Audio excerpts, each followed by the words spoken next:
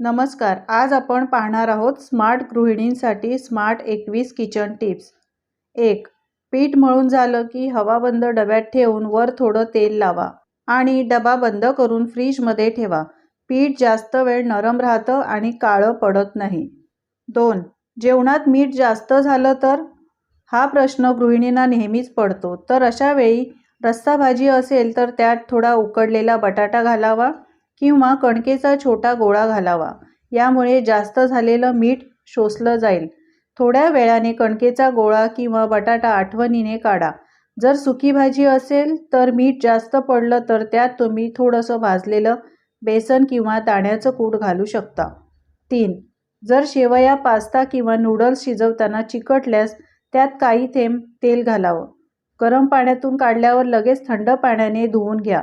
मग बघा, अगदी बाहेरच्यासारखे नूडल घरी तयार होतील. 4.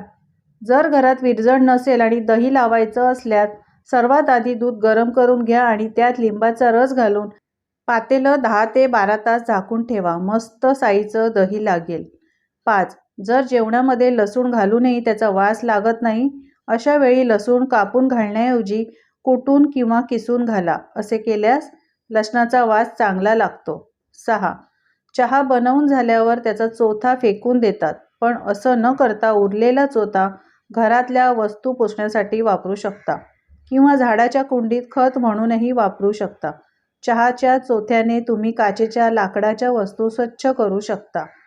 7. भात मोकळा होत नाही. शिजल्यावर भात एकदम चिकट होतो. मोकळा भात हवा असल्यास तो झाकणाशिवाय भांड्यात शिजवा. भात शिजवताना त्यात लिंबू पिळा किंवा त्यात तूप घाला. यामुळे भात मोकळा होतो आणि चिकट होत नाही. 8. लिंबू सरबत बनवताना पाण्यात फक्त लिंबाचा रस नाही तर लिंबाचं सालही घालावं आणि ते साल किसून घालावं. यामुळे लिंबाच्या सरबताची चव अजून छान लागते.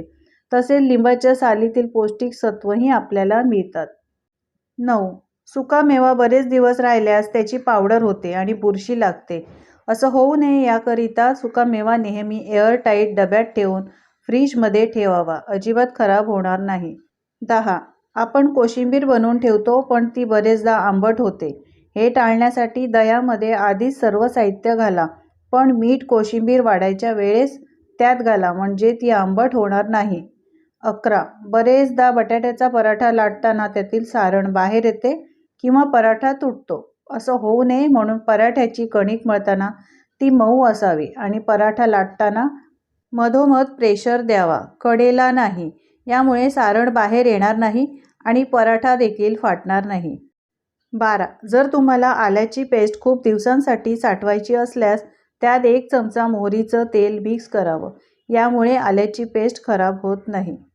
13. जर अंडी उकडताना फुटत असल्यास अंडी उकडायला ठेवताना पाण्यात थोडं मीठ घालावं आणि मग अंडी उकडावी. मग अंडी छान उकडली जातात. 14. जर जेवण बनवताना एखादा पदार्थ जळल्यामुळे भांडं खराब झाल्यास ते स्वच्छ करणं कठीण जातं. असं झाल्यास चहा करून उरलेल्या चोथा आणि पाणी त्या भांड्यात काही वेळ घालून ठेवा. त्यानंतर स्वच्छ करा. भांडं अगदी चमकेल. 15. काही वेळा मिक्सर वारंवार वापरल्यामुळे त्यातील ब्लेड खराब होतात आणि धार देखील कमी होते. हे टाळण्यासाठी मिक्सरच्या भांड्यात महिन्यातून किमान एकदा मीठ घालून ते फिरवून घ्यावं. यामुळे ब्लेडची धार चांगली होईल. 16. इडली मऊ आणि फुगण्यासाठी इडलीच्या पिठात थोडं भात वाटून घाला. तसेच इनो आणि बेकिंग सोडा घाला. असं केल्याने इडल्या मऊ होतील आणि टम्म फुगतील.